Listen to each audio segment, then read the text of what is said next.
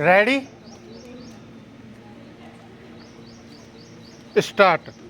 सुधार होने चाहिए, इस सवाल पर व्यापक सहमति है, लेकिन सुधार कैसे किया जाए का मसला कठिन है। स्टॉप, इस पर सहमति कायम करना मुश्किल है। स्टॉप, यहाँ हम संयुक्त राष्ट्र संघ की सुरक्षा परिषद में सुधार पर जारी बहस की थोड़ी चर्चा करेंगे। स्टॉप, सन 1992 में संयुक्त राष्ट्र संघ की आम सभा में एक प्रस्ताव स्वीकृत हुआ। स्टॉप प्रस्ताव में 3 मुख्य शिकायतों का जिक्र था।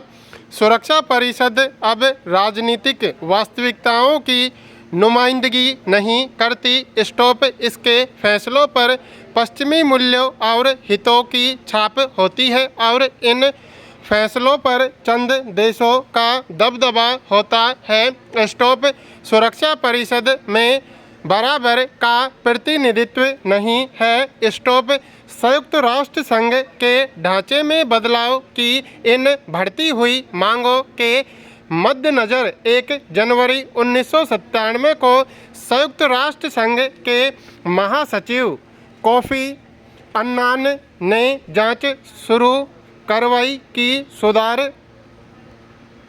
कैसे कराए जाएं। स्टॉप, मिसाल के तौर पर यही कि क्या सुरक्षा परिषद के नए सदस्य चुने जाने चाहिए, प्रश्नवाचक।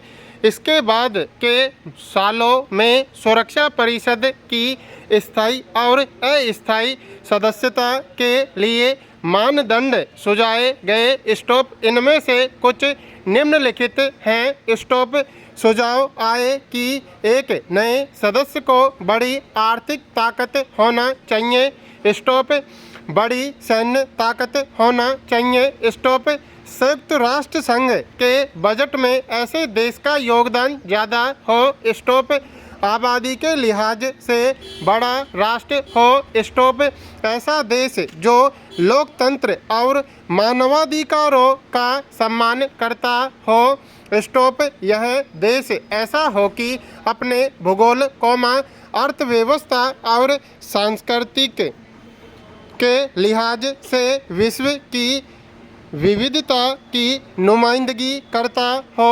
स्टॉप, स्पष्ट है कि इन मानदंडों में से हर एक की कुछ न कुछ वैधता है। स्टॉप, सरकारें अपने अपने हित और महत्वाकांक्षाओं के लिहाज से कुछ कसौटियों को फ़ायदेमंद तो कुछ को नुकसानदेह मानती हैं। स्टॉप, भले ही कोई देश सुरक्षा परिषद की सदस्यता के लिए इच्छुक न हो, वह फिर भी बता सकता है कि इन कसौटियों में दिक्कत है। स्टॉप, सुरक्षा परिषद की सदस्यता के लिए किसी देश की अर्थव्यवस्था कितनी बड़ी होनी चाहिए अथवा उसके पास कितनी बड़ी सैन्य ताकत होनी चाहिए, प्रश्नवाचक।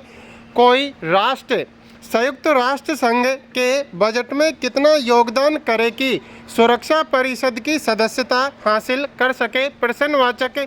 कोई देश विश्व में बड़ी भूमिका निभाने की कोशिश कर रहा हो तो उसकी बड़ी जनसंख्या इसमें बाधक है या सहायक, प्रश्नवाचक। अगर लोकतंत्र और मानवाधिकार के प्रति सम्मान की कसौटी हो तो इस मसले में बेहतरीन रिकॉर्ड वाले देशों की कतार लग जाएगी। स्टॉप, सवाल यह है कि क्या ये देश परिषद के सदस्य के रूप में प्रभावकारी होंगे, प्रश्नवाचक। इसके आगे सवाल यह भी है कि प्रतिनिधित्व के मसले को कैसे हल किया जाए। क्या भौगोलिक दृष्टि से बराबरी के प्रतिनिधित्व का यह अर्थ है कि एशिया, अफ्रीका, लातीनी अमेरिका और कैरेबियाई क्षेत्र की एक सीट सुरक्षा परिषद में होनी चाहिए, प्रश्नवाचक। एक प्रश्न यह भी है कि क्या महादेशों के बजट क्षेत्र और उप क्षेत्र को प्रतिनिधित्व का आधार बनाया जाए। स्टॉप, प्रतिनिधित्व का मसला भूगोल के आधार पर क्यों हल किया जाए? प्रश्नवाचक। आर्थिक विकास को आधार मानकर यह मसला क्यों नहीं हल किया जाए?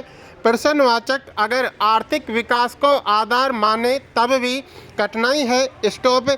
विकासशील देश विकास की अलग अलग सीढ़ियों पर खड़े हैं। स्टॉप। फिर संस्कृति का क्या करेंगे? प्रश्नवाचक। क्या विभिन्न संस्कृतियों या सभ्यताओं को ज़्यादा संतुलित ढंग से प्रतिनिधित्व दिया जाए? स्टॉप। कोई विश्व को सभ्यता या संस्कृति के आधार पर बांटकर कैसे देख सकता है, जबकि किसी एक ही राष्ट्र के भीतर विभिन्न संस्कृति धाराएं उपस्थित होती हैं? स्टॉप। इसी से जुड़ा एक मसला सदस्यता की प्रकृति को बदलने का था। स्टॉप। मिसाल के तौर पर कुछ का जोर था कि 5 स्थायी सदस्यों को दिया गया निषेधाधिकार खत्म होना चाहिए। स्टॉप। अनेक का मानना था कि विशेषाधिकार लोकतंत्र और संप्रभु राष्ट्रों के बीच बराबरी की धारणा से मेल नहीं खाता, अतः यह संयुक्त राष्ट्र संघ के लिए उचित या प्रासंगिक नहीं है। स्टॉप। पैरा। सुरक्षा परिषद में 5 स्थायी और 10 अस्थायी सदस्य हैं। स्टॉप। दूसरे विश्व युद्ध के बाद दुनिया में स्थिरता कायम करने के लिए संयुक्त राष्ट्र संघ के घोषणा पत्र में 5 स्थायी सदस्यों को विशेष हैसियत दी गई। स्टॉप। 5 स्थायी सदस्यों को मुख्य फायदा था कि सुरक्षा परिषद में उनकी सदस्यता स्थायी होगी और उन्हें वोटों का अधिकार होगा। स्टॉप। अस्थायी सदस्य 2 वर्ष के लिए चुने जाते हैं और इस अवधि के बाद उनकी जगह नए सदस्यों का चयन होता है। स्टॉप। 2 साल की अवधि तक अस्थायी सदस्य रहने के तत्काल बाद किसी देश को फिर से इस पद के लिए नहीं चुना जा सकता। स्टॉप। अस्थायी सदस्यों का निर्वाचन इस तरह से होता है कि विश्व के सभी महादेशों का प्रतिनिधित्व हो सके। स्टॉप। सबसे महत्वपूर्ण बात यह है कि अस्थायी सदस्यों को वीटो का अधिकार नहीं है। स्टॉप। सुरक्षा परिषद में फैसला मतदान के जरिए होता है। स्टॉप। हर सदस्य को 1 वोट का अधिकार होता है। स्टॉप। बहरहाल स्थायी सदस्यों में से कोई एक अपने निषेधाधिकार का प्रयोग कर सकता है और इस तरह वह किसी फैसले को रोक सकता है, भले ही अन्य स्थायी सदस्यों और सभी अस्थायी सदस्यों ने उस फैसले के पक्ष में मतदान किया हो। स्टॉप। विशेषाधिकार को समाप्त करने की मुहिम तो चली है, लेकिन इस बात की भी समझ बनी है कि स्थायी सदस्य ऐसे सुधार के लिए शायद ही राजी होंगे। स्टॉप।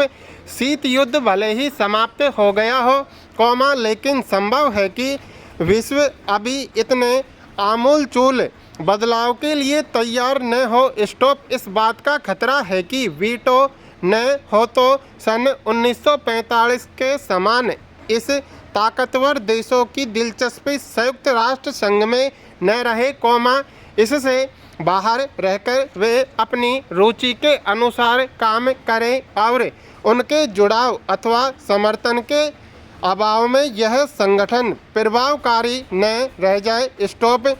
सदस्यता का सवाल एक गंभीर सवाल है। स्टॉप। लेकिन इसके अलावा भी विश्व के सामने कुछ ठोस मसले हैं। स्टॉप। संयुक्त राष्ट्र संघ ने जब अपने अस्तित्व के 60 साल पूरे किए तो इसके सभी सदस्य देशों के प्रमुख इस सालगिरह को मनाने के लिए 2005 के सितंबर में इकट्ठे हुए। स्टॉप। इस अवसर पर मौजूदा स्थितियों की समीक्षा हुई। स्टॉप। इस बैठक में शामिल नेताओं ने बदलते हुए परिवेश में संयुक्त राष्ट्र संघ को ज़्यादा प्रासंगिक बनाने के लिए निम्नलिखित कदम उठाने का फैसला किया। स्टॉप। शांति संस्थापक आयोग का गठन। यदि कोई राष्ट्र अपने नागरिकों के अत्याचारों से बचाने में असफल हो जाए तो विश्व बिरादरी इसका उत्तरदायित्व ले। इस बात की स्वीकृति स्टॉप मानवाधिकार परिषद की स्थापना 2006 के 19 जून से सक्रिय है। स्टॉप यह समझना कठिन नहीं कि ये मुद्दे भी संयुक्त राष्ट्र संघ के लिए बड़े पेचदार हैं। स्टॉप।